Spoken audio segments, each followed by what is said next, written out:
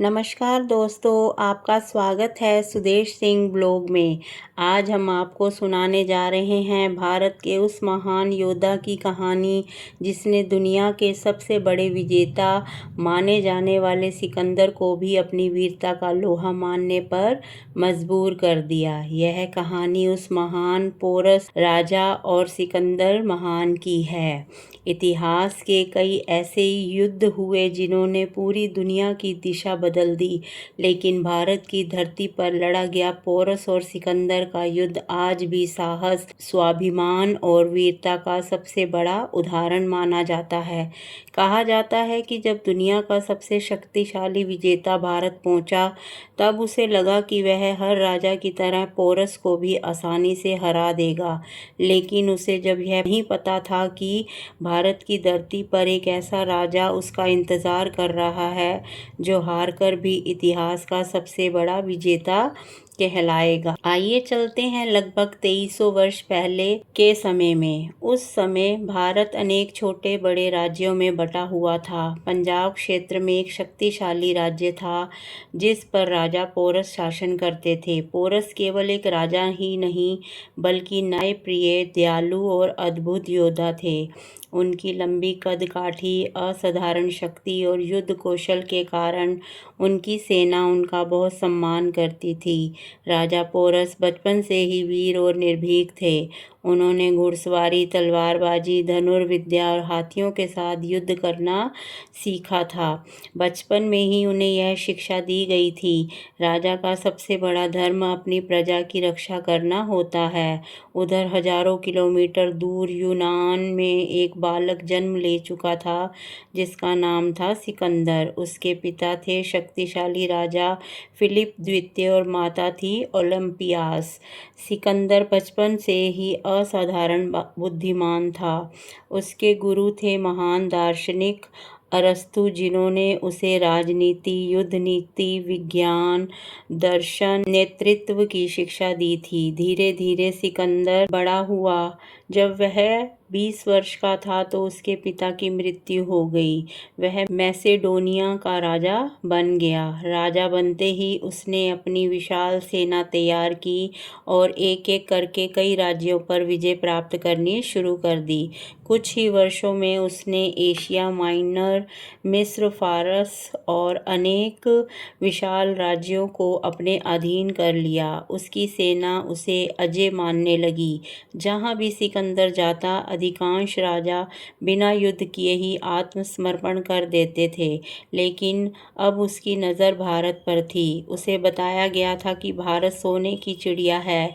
यहाँ अपार धन समृद्धि, नगर और बहादुर योद्धा रहते हैं। सिकंदर ने निश्चय किया कि उसे विश्व विजेता बनना है तो भारत को जीतना ही होगा। वह अपनी विशाल सेना के साथ कठिन पहाड़ों, रेगिस्तानों और नदियों को पार करता हुआ धीरे धीरे भारत की सीमा पर पहुंचा। जबकि कुछ राजाओं ने युद्ध की तैयारी शुरू कर दी, लेकिन पंजाब के महान राजा पोरस ने एक ही संदेश भेजा, मैं अपनी मातृभूमि की रक्षा के लिए अंतिम सांस तक लड़ूंगा। यही संदेश सुनकर सिकंदर समझ गया कि उसका सामना किसी साधारण राजा से नहीं बल्कि एक ऐसे योद्धा से है जो सम्मान के लिए अपने प्राण भी न्योछावर कर सकता है। यहाँ से शुरू होती है इतिहास के सबसे प्रसिद्ध युद्धों में से एक, पोरस और सिकंदर का। अब दोनों महान योद्धाओं के बीच युद्ध निश्चित हो चुका था। यह युद्ध झेलम नदी के किनारे होना था। उस समय झेलम नदी वर्षा के कारण उफान पर थी। तेज बहाव, गहरा पानी और लगातार बरसात के कारण नदी पार करना आसान नहीं था। राजा पोरस ने अपनी सेना को नदी के तट पर तैनात कर दिया। उनके पास हजारों पैदल सैनिक, घुड़सवार, रथ और सबसे बड़ी शक्ति विशाल युद्ध हाथी थे। उन दिनों हाथियों को युद्ध का सबसे शक्तिशाली हथियार माना जाता था। पोरस जानते थे कि सिकंदर नदी पार नहीं कर पाएगा तो उसकी पूरी योजना विफल हो जाएगी, इसलिए उन्होंने हर समय नदी के किनारे कड़ी निगरानी रखी। दूसरी ओर सिकंदर समझ गया कि सामने वाला राजा अत्यंत बुद्धिमान और सतर्क है। उसने सीधे युद्ध करने की बजाय एक योजना बनाई। वह हर रात नदी के किनारे शोर मचाते, मशाले जलाते और नावें तैयार करते। पोरस की सेना को लगता कि आज रात हमला होगा, इसीलिए वे पूरी रात जागते रहते। लेकिन सुबह होने पर सिकंदर वापस अपने शिविर में लौट जाता। ऐसा कई दिनों तक चलता रहा। धीरे धीरे पोरस की सेना को लगा कि केवल डराने की चाल है। सैनिकों की सतर्कता कुछ कम होने लगी। यही अवसर सिकंदर चाहता था। एक दिन अंधेरी और वर्षा भरी रात में उसने सेना लेकर मुख्य शिविर पर कई किलोमीटर दूर तक ऐसे स्थान नदी पार करने का निर्णय किया जहां पेड़ों और टापुओं के कारण उसकी गतिविधियां आसानी से दिखाई नहीं देती थी। तेज बारिश और गरजते बादलों के बीच बेड़ों की सहायता से नदी पार करने लगे। कई सैनिक बह गए, कई नावें डगमगा गई, लेकिन अधिकांश सेना ने नदी पार करके दूसरे किनारे पर पहुंच गई। सुबह होते ही पोरस को समाचार मिला कि सिकंदर की सेना नदी पार कर चुकी है। उन्होंने बिना समय गंवाए अपनी सेना को युद्ध के लिए तैयार होने का आदेश दिया। कुछ ही देर में विशाल मैदान में दोनों सेनाएं आमने सामने खड़ी थी। एक और विश्व विजेता का सपना देखने वाला सिकंदर और दूसरी ओर अपनी मातृभूमि की रक्षा के लिए संकल्पित भारत का राजा पोरस। पोरस स्वयं अपने विशाल युद्ध हाथी पर सवार थे। उनका ऊंचा कद, चमकता हुआ कवच और हाथ में लंबा भाला देखकर उनकी सेना का उत्साह कई गुना बढ़ गया। सैनिक एक स्वर से ही जयघोष कर रहे थे, नगाड़े बजा रहे थे और रणभेरी की ध्वनि भरे पूरे मैदान में गूंज रही थी। सिकंदर ने अपने प्रसिद्ध घुड़सवार सेना को आगे बढ़ाया। उसका उद्देश्य था कि तेज गति से हमला करके भारतीय सेना को बिखेर दिया जाए। लेकिन जैसे ही उसकी सेना आगे बढ़ी, पोरस ने अपने युद्ध हाथियों को आगे बढ़ने का आदेश दिया। विशाल हाथियों को देखकर यूनानी घोड़े घबरा गए। कई घोड़े पीछे मुड़ गए और सेना की पंक्तियां अस्त व्यस्त होने लगी। युद्ध अब अत्यंत भीषण रूप ले चुका था। तीरों की वर्षा होने लगी, तलवारें टकराने लगी, भाले हवा में चमकने लगे। हाथियों की गर्जना, घोड़ों की टापें और सैनिकों के युद्ध घोष ने पूरा मैदान कांप उठा। दोनों पक्षों के बीच अद्भुत साहस से लड़ाई हो रही थी। कोई भी पीछे हटने को तैयार नहीं था। घंटों तक युद्ध चलता रहा। कभी ऐसा लगता था कि पोरस विजय होंगे, कभी सिकंदर की सेना बढ़त बना दिखाई देती थी।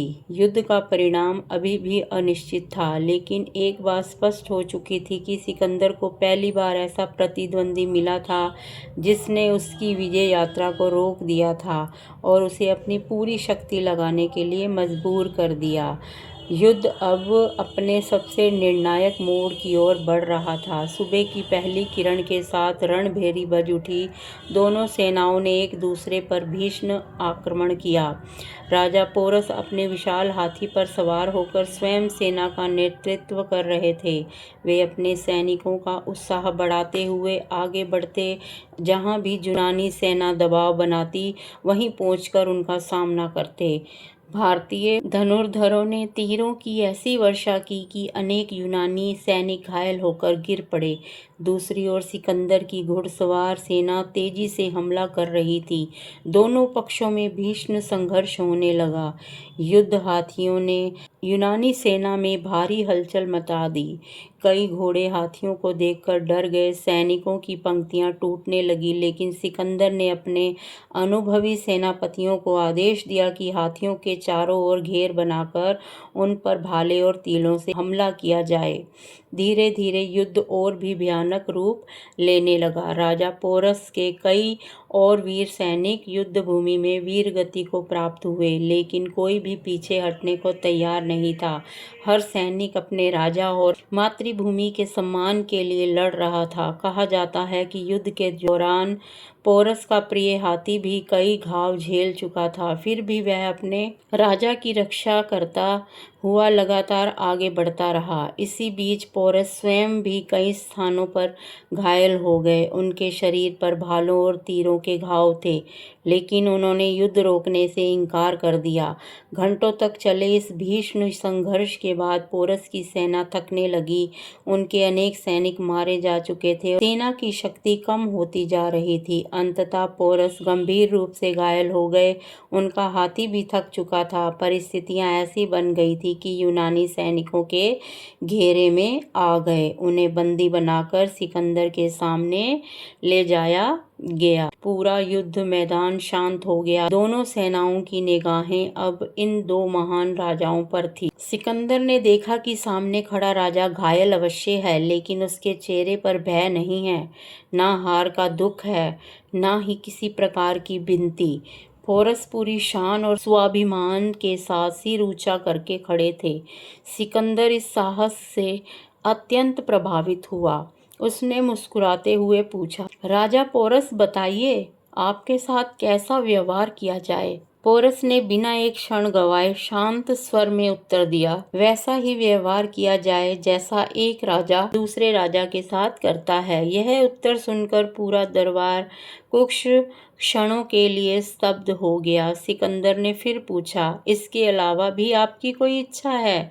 पोरस ने दृढ़ स्वर में कहा, जब आपने मुझे राजा जैसा सम्मान देने की बात मान ली तो उसके बाद मुझे और कुछ नहीं चाहिए। पोरस का यह उत्तर सुनकर सिकंदर अत्यंत प्रभावित हुआ। उसने महसूस किया कि सामने खड़ा व्यक्ति भले ही युद्ध में हार गया हो, लेकिन उसका आत्मसम्मान और साहस अटूट है। इतिहास में यही वह क्षण माना जाता है जिसने पोरस को अमर बना दिया। सिकंदर ने आदेश दिया कि पोरस के साथ किसी प्रकार का अपमानजनक व्यवहार न किया जाए। उसके घावों का उपचार कराया जाए और उन्हें पूरे राजकीय सम्मान दिया जाए। युद्ध समाप्त हो चुका था, लेकिन पोरस की वीरता की चर्चा अब सिकंदर भी पूरी सेना में होने लगी थी। विश्व विजेता कहलाने वाला सिकंदर भी अब भारतीय राजा पोरस के साहस और स्वाभिमान का प्रशंसक बन चुका था। यही से इस ऐतिहासिक कथा का सबसे प्रेरणादायक अध्याय शुरू होता है। राजा पोरस की वीरता देखकर सिकंदर ने अपने सेनापतियों से कहा, ऐसे साहसी राजा बहुत कम होते हैं जिसने अंतिम क्षण तक अपने राज्य और सम्मान की रक्षा के लिए युद्ध किया। वह सम्मान का अधिकारी है। इसके बाद सिकंदर ने एक ऐतिहासिक निर्णय लिया। उसने राजा पोरस का पूरा राज्य उसे वापस लौटा दिया। इतना ही नहीं, कुछ पड़ोसी क्षेत्रों का शासन भी उसने उनके अधीन कर दिया ताकि वे पहले से भी अधिक शक्तिशाली शासक बन सकें। यह निर्णय सुनकर यूनानी सेना के कई अधिकारी आश्चर्यचकित रह गए, लेकिन सिकंदर जानता था कि केवल युद्ध जीतना ही महानता नहीं है, बल्कि एक योग्य प्रतिद्वंदी का सम्मान करना भी सच्चे विजेता की पहचान है। राजा पोरस ने भी इस सम्मान का उत्तर बुद्धिमानी और गरिमा के साथ दिया। उन्होंने अपने राज्य के पुनर्निर्माण का कार्य आरंभ किया और प्रजा को आश्वासन दिया कि वे पहले की तरह न्याय और सुरक्षा प्रदान करेंगे। उधर सिकंदर की सेना लगातार कई वर्षों से अभियान पर थी। सैनिक हजारों किलोमीटर दूर अपने घरों से निकल चुके थे। उन्होंने अनेक युद्ध लड़े थे। वे अत्यंत थक चुके थे। भारत की जलवायु, लगातार वर्षा, विशाल नदियों और युद्ध हाथियों का सामना करना उनके लिए नया अनुभव था। सबसे बड़ी बात यह थी कि उन्हें समाचार मिल रहा था कि आगे गंगा के मैदानों में भी विशाल भारतीय राज्य हैं, जिनकी सेनाएं संख्या और शक्ति में कहीं बहुत बड़ी हैं।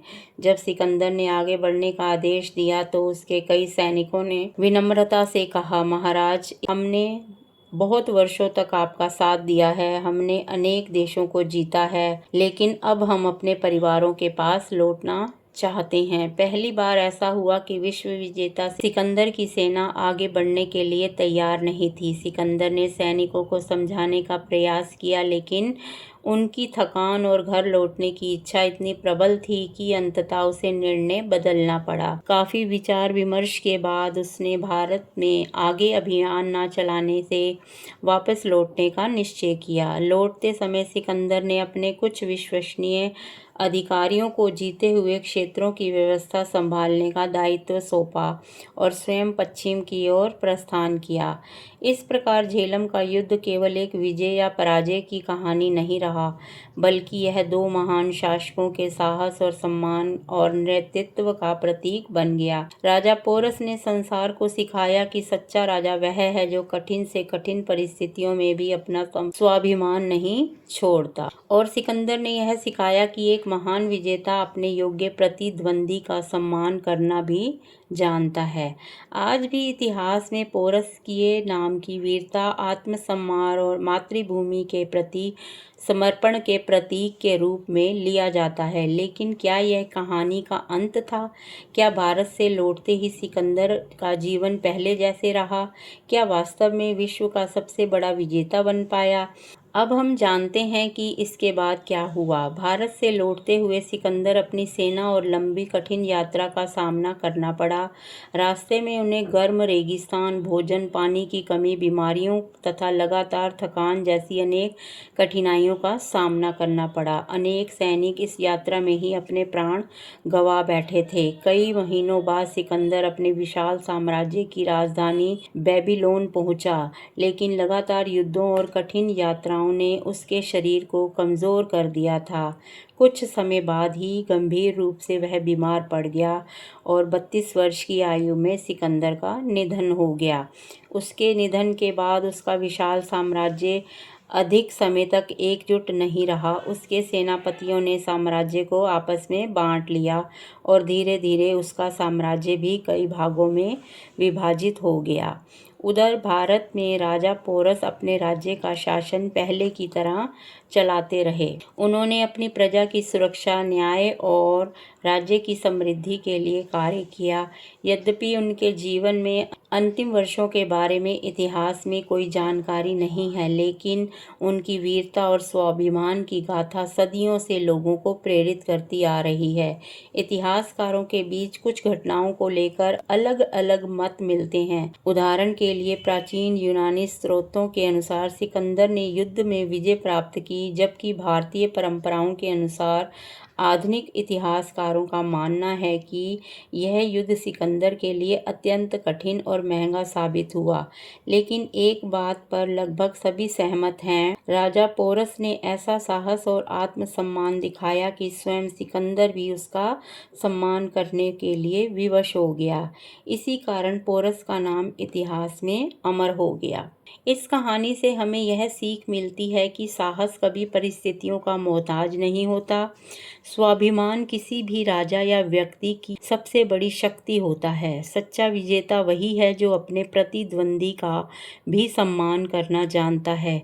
देश और कर्तव्य के प्रति निष्ठा मनुष्य को अमर बना देती है। राजा पोरस ने हमें सिखाया, हार या जीत से अधिक महत्वपूर्ण अपना चरित्र, सम्मान और अपने कर्तव्य के प्रति अडिग रहना है। सिकंदर की कहानी हमें यह याद दिलाती है कि संसार की सबसे बड़ी विजय भी स्थायी नहीं होती। धन, शक्ति और साम्राज्य समय के साथ साथ खत्म हो जाते हैं, लेकिन अच्छे कर्म और साहस और सम्मान इतिहास में हमेशा जीवित रहते हैं। आज भी हम भारत के इन महान वीरों का नाम लेते हैं। राजा पोरस का नाम गर्व के साथ लिया जाता है। उन्होंने पूरी दुनिया को दिखा दिया कि भारतीय वीरता किसी भी विश्व विजेता से कम नहीं थी। दोस्तों, आपको राजा पोरस और सिकंदर की यह कहानी कैसी लगी? यदि आपको कहानी पसंद आई हो तो वीडियो को लाइक करें, अपने मित्रों और परिवार के साथ शेयर करें। ऐसे ही इतिहास और धर्म प्रेरणादायक कहानियों के लिए हमारे चैनल सुदेश सिंह ब्लॉग को सब्सक्राइब करना ना भूलें। हम फिर मिलेंगे एक नई और रोचक कहानी के साथ। तब तक के लिए धन्यवाद। नमस्कार। जय हिंद, जय भारत।